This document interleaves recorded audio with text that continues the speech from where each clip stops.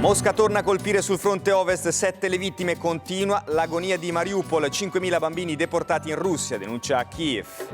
L'appello sulla TV russa di 2 prigionieri britannici catturati, chiedono di essere scambiati con l'oligarca Medvedchuk.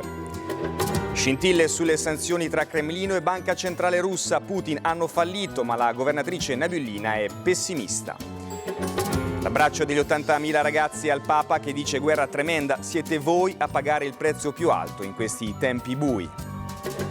L'addio a Catherine Spack, classe e talento, icona del cinema negli anni 60, ha raccontato con harem le donne in TV.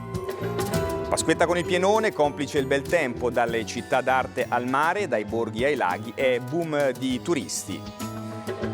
I Maneskin infiammano il festival di Coachella, energia rock contro il conflitto e solidarietà al popolo ucraino. Blanco incanta Piazza San Pietro, il ragazzo che voleva fare il calciatore chiamato a cantare dolori e speranze della sua generazione.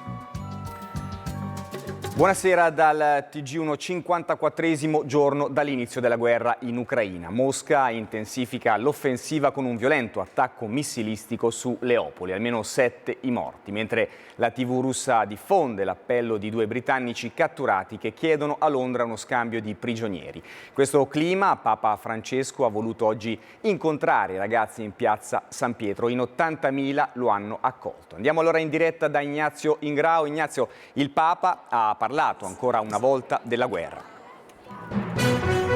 Sì.